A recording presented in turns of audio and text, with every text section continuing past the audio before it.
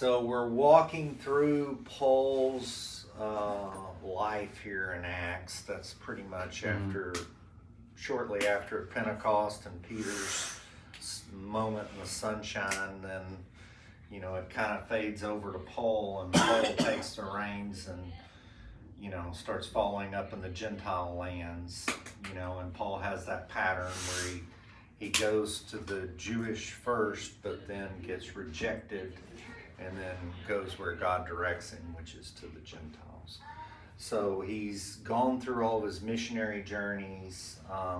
Like we've talked about in the past, Paul was one that he didn't do like we have here, where someone would just at times do like a tent revival or be evangelist and then move on to the next one. Paul was very intentional. He would evangelize and then follow up and build up and do discipleship too.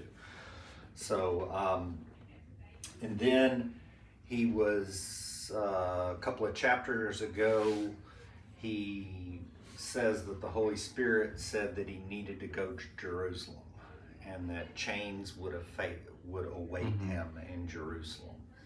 And the Lord even promised him that you'll be in chains and persecuted for my glory. So he knew that was but he obediently walked that path. And sure enough, he went to Jerusalem, and sure enough, there were false charges there.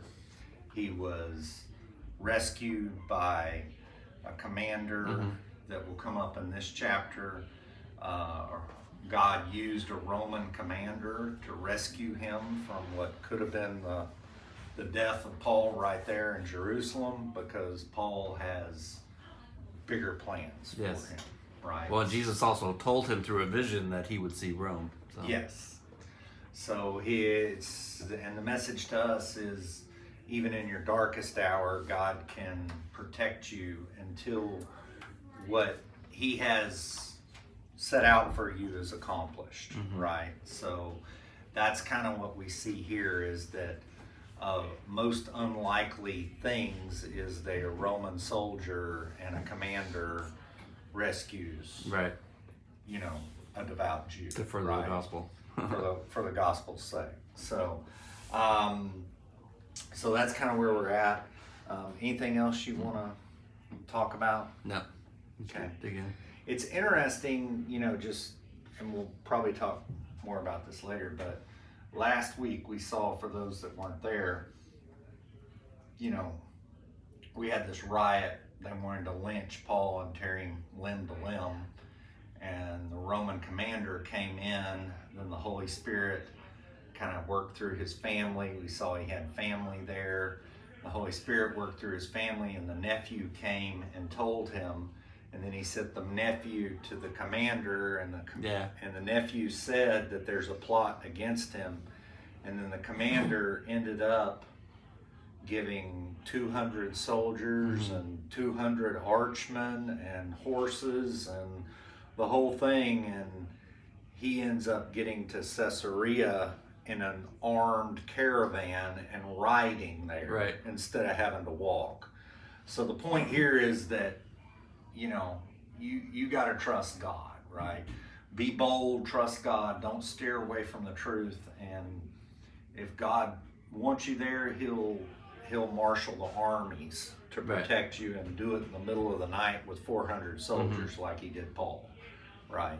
So that being said, we're gonna go. You want to tell them who Felix is? So Paul, on this armed escort, he's taken up to Caesarea, which is on the coast, where pretty much where that tip is on the map, slightly below that is where Caesarea is, right on the coast. And it was a Roman city.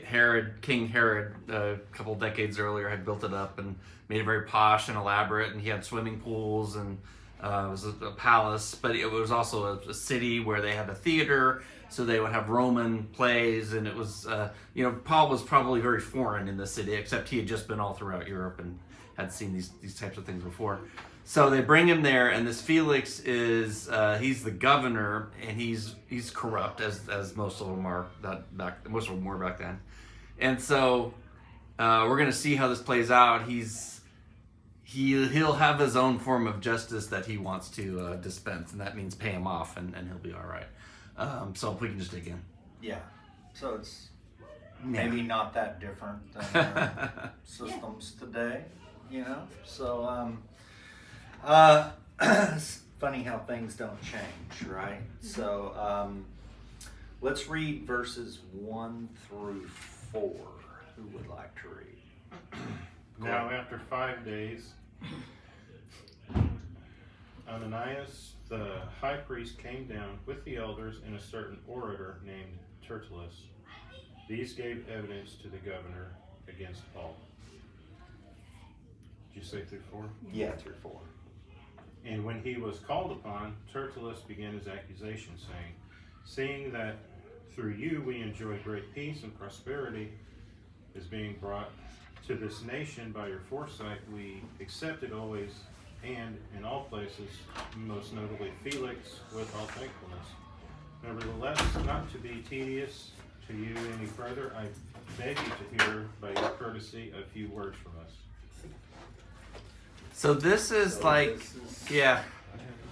And you've got this orator, Tertullus, and Paul, who's very skilled. This is like a heavyweight matchup here. It's too bad we probably don't have the full speech recorded here. It probably went on for a while, but this would have been kind of juicy to hear the back and forth. So this guy is, I'm not sure if you'd want to hire him as your defense counsel, because he's a little thin on the facts, as we're going to see here, and he's more interested in buttering up the judge. In this case is Felix. So all of these things actually aren't true.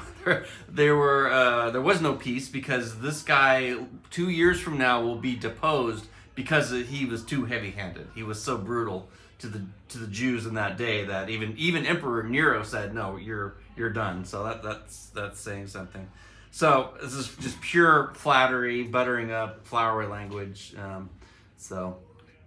and he had been in a plot to assassinate the prior head priest. Felix, yeah. Yeah, so this is the farthest from a, peace-loving judge and all this, but you can just see the buttery brown nosing that's going on here, right? So that's the whole prosecution strategy, and in some ways they weren't wrong. We're going to find out that this judge is very corrupt, so they're trying to play the corruption game, and let's not worry about the facts that could maybe get in the way, Right.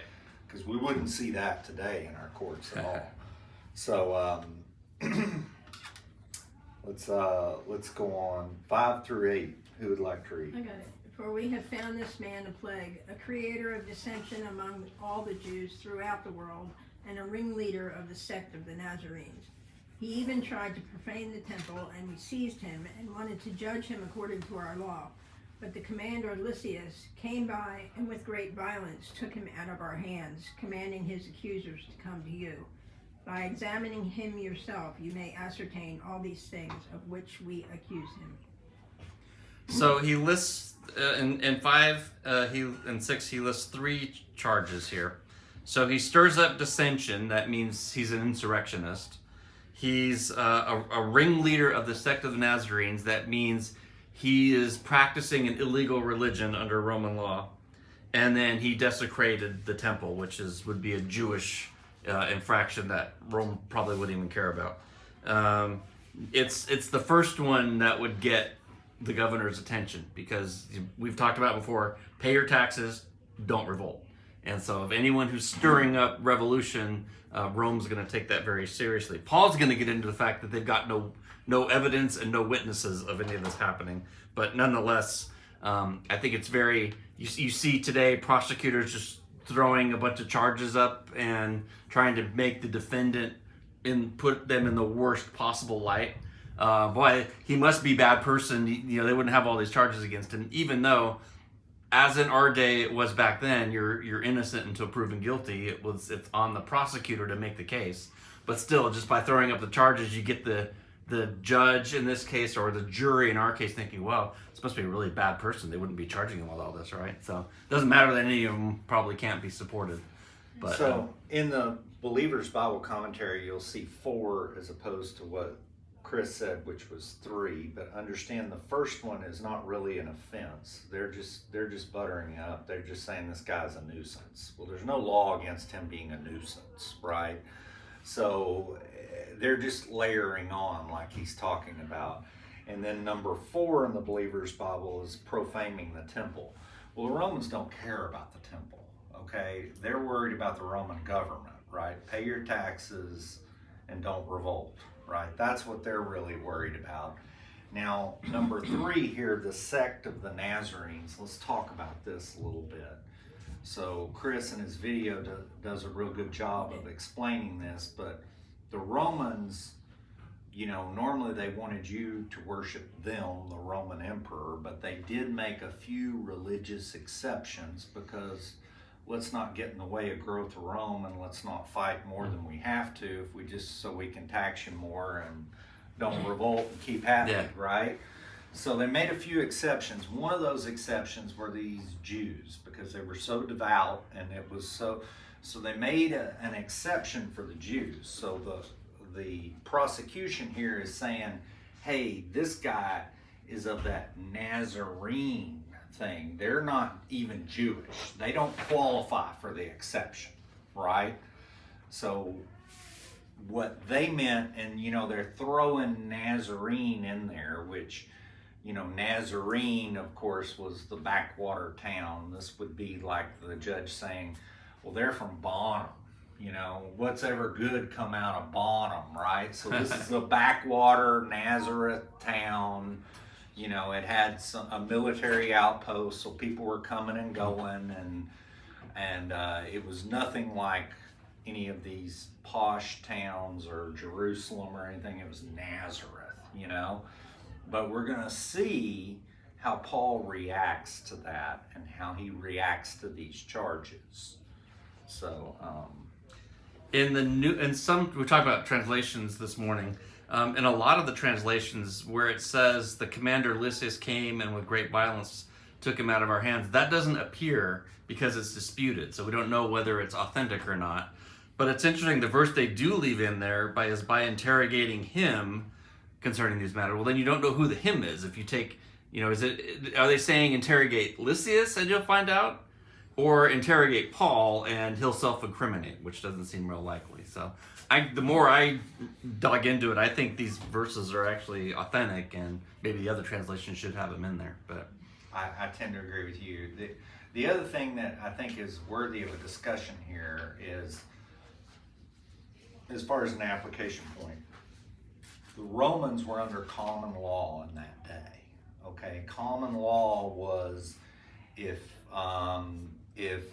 Jeremiah and I have a dispute, then we would go to court, and he would have to, if he was accusing me of doing wrongdoing, then he would have to prove how he was injured, what losses he actually incurred, and there would have to be firsthand witness.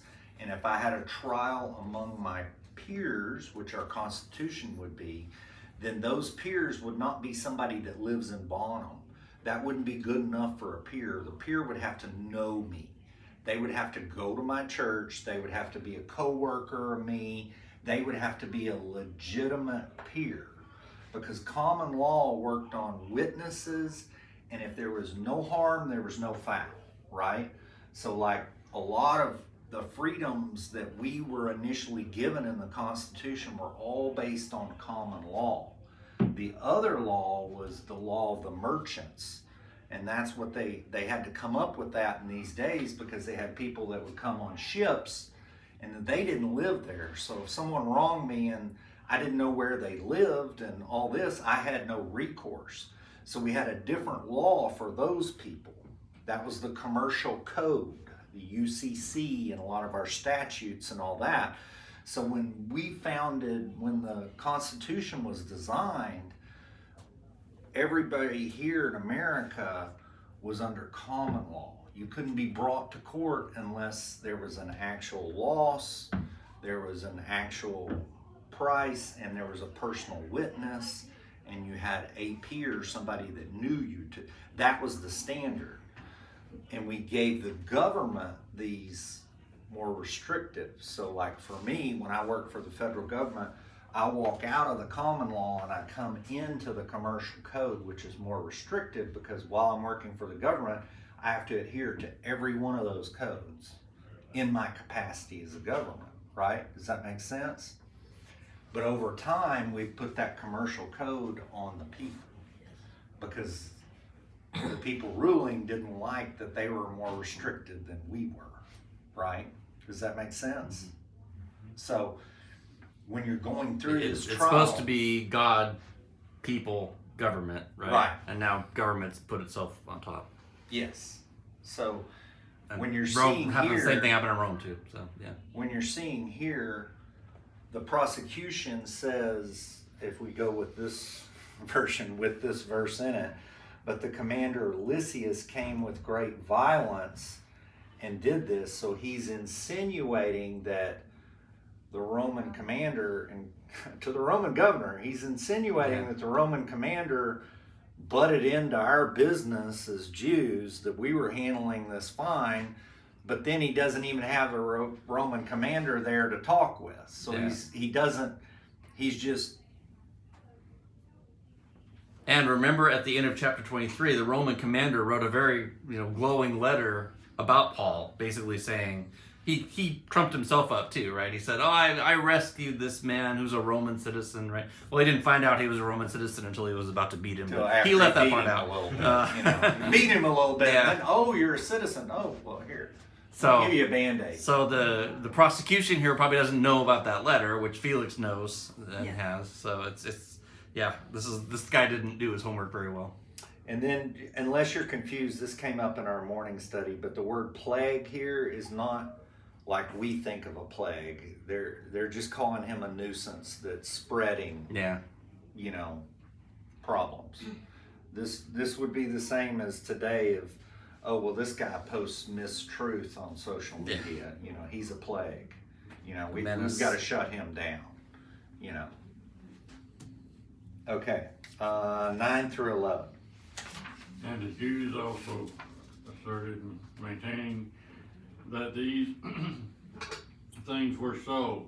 Then Paul, after the governor had noble to him speak the answer, insomuch as I know that you have been for many years as the judge of nations, I do more carefully answer for myself, because you may ascertain that it is no more than 12 days since I went up to Jerusalem to worship. Okay, so now he's going through these charges. So he's going to start attacking them one at a time. Now you'll notice that Paul doesn't do the buttery, flattery and brown nosing of the other guy. He's just polite. And he reminds the judge that he knows the Jewish ways. He's been a ruler there for, that many years. And then he says, I only went up 12 days before the Passover or whatever. I was only there 12 days. It's not like I had months to stir up a huge riot, Right. Or a plan, and he's going to go into that defense. So he's just taking it apart factually one by one. Anything else there? Yeah, just that he's actually, instead of buttering him up, he's actually putting him on notice that if you're going to be a judge over our nation, our Torah, our Bible says you've got to be fair. And there's several verses in the Bible that talk about just judges. They've got to be fair and not biased. And of course, humans have gotten away from that, sadly. But he's kind of reminding him there. And the governor could have, asked, based on what the prosecution said, the governor could have taken the role of interrogator there, but he didn't. He just lets Paul speak. So again, he knows, he has the letter from Lysias, so he knows that what the guy just said is a bit of a fabrication. Just a bit. Okay. Now you'd think that would mean he would let Paul go, but that's not what happens. Yeah, we're gonna find that out. So let's go 12 through 14. Who'd like to read? And they neither found me in the temple disputing with anyone, nor inciting the crowd, either in the synagogues or in the city. Nor can they prove the things of which they now accuse me.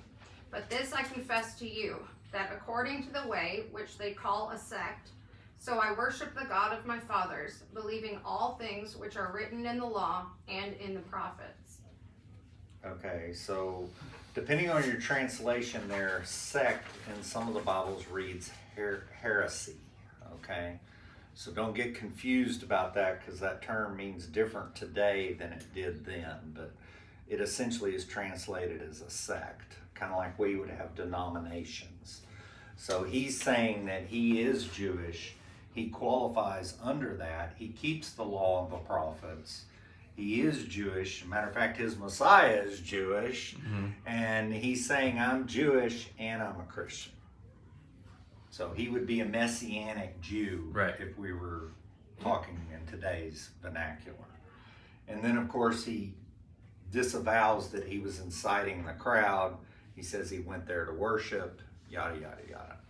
Nor can they prove to you the things, because they don't have 2 or 3 witnesses, right? The law says you've got to have 2 or 3 witnesses if you're going to prove a charge, and they don't. So Yeah. So they're just saying, yeah, he did all these things, but they have no one to testify. And the thing is like under common law, then they could have, one of them could have stood up and got on the bench and said, I personally saw him do this and I swear to testify. Mm-hmm. You know, but they were unwilling to do that because they knew that it could come back on them as perjury. right. Right? So they're going, yeah, I heard that too. You know, it's all third hand. Right. Okay. Let's see. 15. Yeah, 15 and 16. I have hope in God, which they themselves also accept, and there will be a resurrection of the dead, both of the just and the unjust. This being so, I myself always strive to have a conscience without offense toward God and men.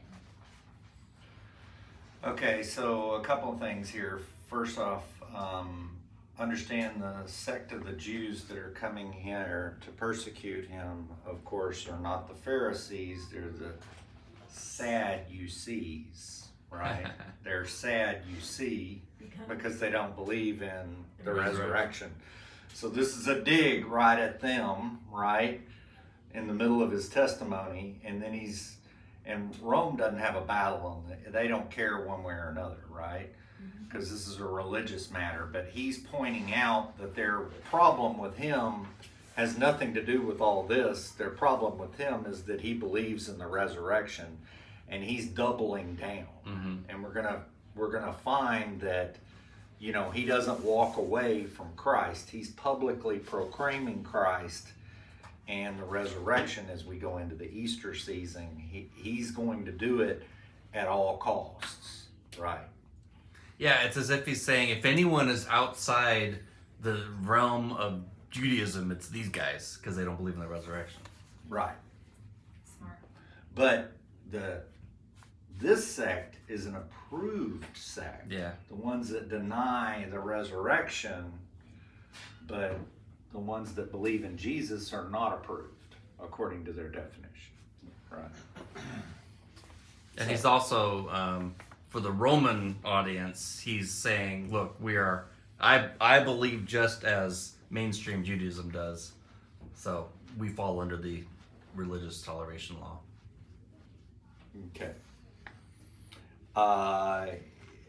You know, and then of course from an application, I've always strived to have a conscience without offense towards God and men. That's what we should do, right? So we may not, even in this room, we've got differing opinions on things, but we center where we have a commonality and we respect other people's views, even if we may not hold them, right? As long as they don't violate the very tenet, you know, of our faith, right? And even then, we're still going to respect them as a person. We just may not Agree. agree, right? So 17 through 19. Now, for many years I came to bring alms and offerings to my nation, in the midst of which some Jews from Asia found me purified in the temple, neither with the mob nor with tumult. I don't know what that is. They ought to have been here before you object if they had anything against me. Okay, so a couple of things here. He's saying alms, which are like tithe, gifts, offerings. So understanding those that missed our prior teaching, you remember Paul, when he was Saul, was holding the garments and encouraging them to stone Stephen, who was the first Christian martyr, right? So he was on the other side of this. He was a zealous Jew hating Christians, and then that was before his conversion. So he feels guilt and remorse for that. While he's in Asia with the Gentiles, he hears about the persecution of the Christians in Jerusalem. He collects what's quite a sizable offering, and many times he said what they gave beyond, So it's a huge offering, and he takes it back, and he wants to personally go to Jerusalem and give the Christians an offering to make good on his, sins, which is a model of what we should do, right? Is making amends, forgiveness, it can't just be empty words, right? And he's modeling that out here. And he's also telling the judge he came here with gifts for the people, not to, and then he went through the purification rites. So I mean, not only did I not cause a riot, I'm not the kind of person who would ever cause a riot, because look what I just did. And I don't think Paul necessarily took pleasure in gloating like this, but I think he had to. Yeah. Of course, what do you think Felix hears on this? Oh, you have money. Oh, okay. Let's see how we can play You this. have access to tithes. Yeah. Really? Did you pay taxes on And that? I hear there's a lot of you Christians. Yeah. Maybe we could collect a little offering here. And so there were some Jews in Asia. Again, where are they? You keep mentioning these people who brought these charges, but where are they? Yeah. So. He points out again to the judge there's no witnesses. Right. He keeps coming back to that fact that this is a kangaroo court. Okay, 20 through 21.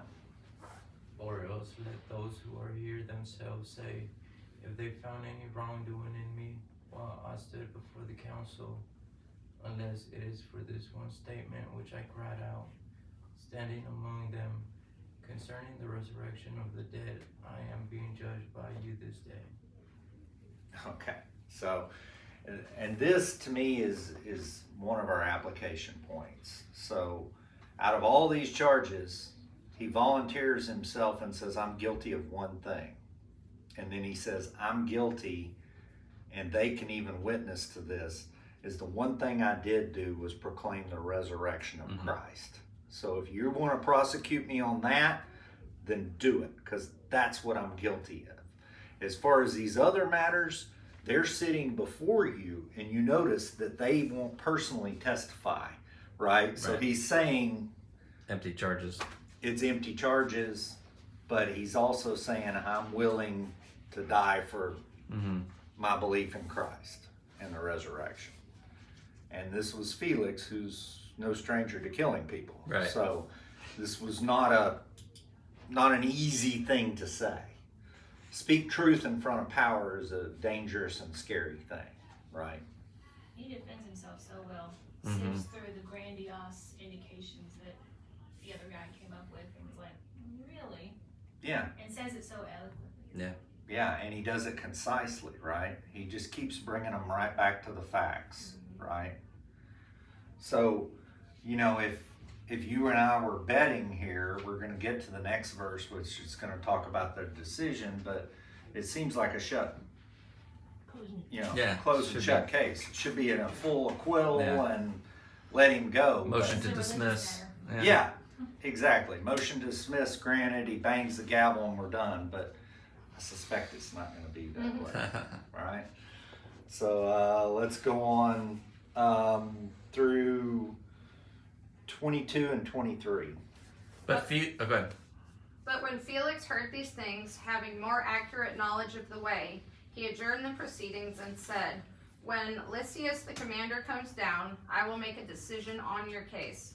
So he commanded the centurion to keep Paul and to let him have liberty, and told him not to forbid any of his friends to provide for or visit him. So knowing about the way and knowing the master of the way, not the same thing, right? So apparently he knew the facts and he had Lysias' letter. He could have he knew what Lysias was going to testify to because he had the letter. So he could have released Paul. There's no need to stall here. So He already had like he's just what would stalling. be an affidavit today, right? Because when they sent it, they sealed it and everything. So, and he never calls for Lysias. That's the thing. So I think he heard the offering and says, "Well, he's innocent, but you know, let's see what I can do for out a of little this." while. Yeah. Let's see if we can work something out. You know, so and understand that we talked about this morning, but understand that he's kind of under house arrest. I mean, he's not given the criminal treatment here. Yeah. You know, maybe Felix's motives are misaligned, but God's using them anyway, right? So he's under house arrest. So I suspect he had pretty good accommodations. He's letting friends come and see him. He's probably got access to his pen. He's probably writing letters. He's doing ministry work. He's getting a little time with Jesus, a little focus time. Anybody been there when God puts you in a holding path and says, time for you to spend a little focus time with Jesus, you know? Well, he's under house arrest, getting focus time with Jesus. And we're going to learn, you know, he's here for how long, Chris? A couple of years. 2 years. Do y'all remember anyone else that was under prison for 2 years when they were supposed to be released? Joseph.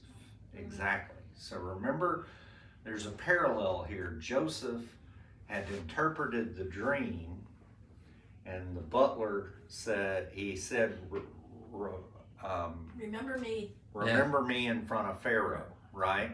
And the butler goes and forgets him after he's free, and then 2 years later, he remembers him. Meanwhile, poor Joseph is in jail, right? So this is a fairly similar here, because God has plans for Paul to take him in front of Caesar, you know, Nero, I guess at that time, and he needs him in a holding pattern until the timing is God's timing, not our timing. Yes. So a lot of times we're frustrated, and I'm betting that Paul was praying a lot during that time and wondering why he was under arrest, right? But yet God was working his will, right? And his will, he knew he was going to have to go to Rome. Yeah. God had already told him that, but he wasn't understanding why it was taking so long. Anybody been there? Yep. Where you're kind of questioning, why am I still stuck here, God?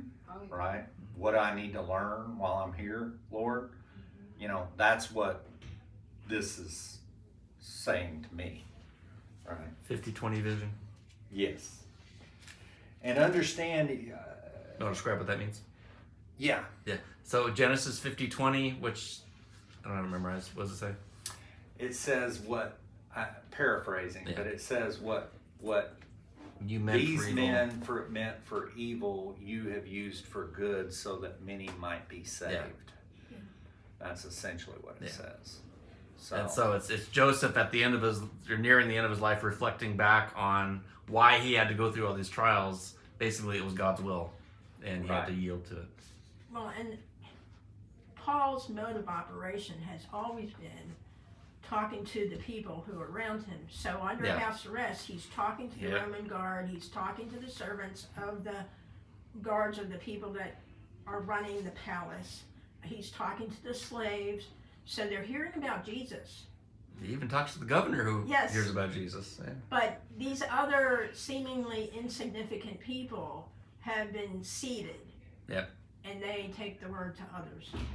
Yeah, in a comical way, you've got to laugh that, there's probably a poor Roman soldier chained next to Paul, and this is the Paul that preached so long that the kid fell Yeah. out of the upstairs, and then they raised him from the dead, and then he still- said, "Now let's go on," and he kept Where was I? preaching, right? And this poor Roman soldier stuck with Paul, preaching to him all day, Yes. right?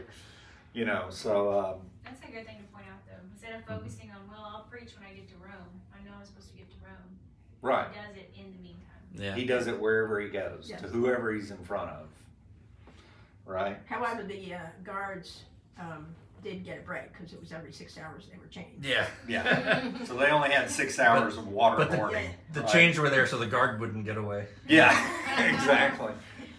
But you talked about how eloquent his defense is. So in Matthew 10, heard this in a dream today, I needed to read Matthew 9 through 11. So last night, but in Matthew 10, it says that when you will stand in front of governors and rulers, Yes. and don't worry what you say, because I will give you the words to say. So Right. this is fulfillment of scripture right here with Paul. So as eloquent as Paul was, the Lord was giving him what to say. Yes. So 24 through 25. Let's go into this. And after some days, when Felix came with his wife Drusilla, who was Jewish, he sent for Paul and heard him concerning the faith in Christ. Now as he reasoned about righteousness, self-control, and the judgment to come, Felix was afraid and answered, "Go away for now. When I have a convenient time, I will call for you." So Drusilla, she's Jewish, but she's also a Herod. She's the daughter of Herod Agrippa the first, who we saw in Acts 12. He had James killed and tried to kill Peter, and then he's the one who was shining like a god in the morning, and then God struck him down. So not the best Jewish wife. not the best genes here. She was, some say, I saw two commentators, one said she was 20, another said she was 16, and she'd already been married because Felix had seduced her and taken her away from her first husband. So very similar, in my mind, I thought of John the Baptist, right? He was denouncing Herod Antipas for his unlawful union, and it's almost the same thing here, where we see Paul discussing righteousness, self-control, and judgment, saying, look, you're behaving like this, but there's a judgment coming. There's one way that you can avoid this, which Felix doesn't seem to have taken the opportunity to take advantage of. So I'll read a little bit from McGee here, and I think it's funny. McGee, he has a way with words from the 1970s, but he says these two are rascals. He calls Felix and Drusilla rascals, but he says God gives them a private sermon. Their palace becomes a church. Their thrones become almost a mourner's bench. Oh, the wonder of the grace of God given these two a chance. The hour of salvation struck for them. The door of the kingdom was open, and they had the opportunity to enter. This is the fulfillment of the verse in the second Psalms. Be wise now, therefore, O you kings, be instructed, ye be judges of the earth. Psalms 2:10. It appears they listened to Paul with a great deal of interest. I think Felix would have liked to have made a decision for Christ, but he didn't make that decision. He wanted to wait for a convenient time. My friend, the sinner will never have a convenient time to hear the gospel. Man does not set the time, God does. I thought that was pretty profound. So, and this gets back to some of the things Chris and I were talking about at our home group the other day is, a lot of times I'll put myself in that, I complain about my government more than I pray about my government. And here you can see that Paul models this. Mm-hmm. He prays, he even does the gospel, but he's not afraid to speak truth to Right. them, but he also prays for them and hopes for their salvation. And these people were pretty desperately wicked, you know, so it's not like he's praying only for the good. Yeah. Right. And you want to know how they died? This is fascinating when I read this. So he was ousted a couple of years later, which we'll see here, and then they moved to a place called Vesuvius or Pompeii. Yeah, and they were killed when Pompeii exploded. Fiery judgment. Yeah. So Yeah, imagine that. yeah. Yeah, but they had their opportunity right here. Right? Yeah. That was Felix? Felix, Drusilla, and they had a daughter together. So yeah. That's crazy. I've actually been to Pompeii, Have you? and it's crazy to think, like, I did a tour and everything, and just to think that I'd seen where they went and Yeah. died, but didn't know it at the time. Yeah. Yeah. Yeah. That's wild. 26 and 27, who'd like to read? I got it. Meanwhile, he also hoped that money would be given him by Paul, that he might release him. Therefore, he sent for him more often and conversed with him. But after 2 years, Porcius Festus succeeded Felix, and Felix, wanting to do the Jews a favor, left Paul bound. Okay. So a couple things here. Understand the heart is desperately wicked, right? So Felix Yeah. is continuing to talk with Paul, but Hoping it's that- all head knowledge, Yeah. right? It's not going to the heart, because the whole time Felix is all he's talking about is how he can build the church, maybe get a go give sin go or GoFundMe page going to release Paul and collect a whole bunch of money, right? Line his pockets, because he's just desperately wicked, right? So that's what he's thinking, and meanwhile he's getting the opportunity for the gospel and he's rejecting it the whole time. And of course we know the end of the story, he ends up in Pompeii, right? So I think that's fitting. And then if you think about this from Paul's perspective, he's going, okay, finally Felix is gone, so now I'm going to get a governor that's going to let me go, right? And then Maybe not. Maybe not. Come back next time. Yeah, but you can just see it's what's it worth to you if I make this go away? So you can just see that he's kind of waiting for something. I can release you, and who knows how many hints he dropped. Bribery was technically illegal, just as it is today, so you're not going to come out and say you got to pay me, but you're gonna hint at it. I'm sure Paul was aware. yeah, how bad do your believers Yeah. want you Yeah. back? And Paul must Don't you have miss your been- friends? Yeah. Paul must have been leaning on God so heavily, because as humans, I mean, if he was allowing his human side to respond, he'd say, absolutely, let me give you money and let me out of here. Yeah. But he was trusting in God 100%, Right. and just solely focused on God, and so he wasn't willing to pay him to get I'm out. sure it would have been an easy letter for him to write. Yeah. Okay, just send some alms here, and Felix will let me out. That way I can get back to my ministry. Yeah. You can hear it. We almost hear it in the campaign ads. I've got a new indictment. Send me some money, so I can get out of it. It's like, right? Right. So, anybody got anything else? Okay, believe it or not, we're finishing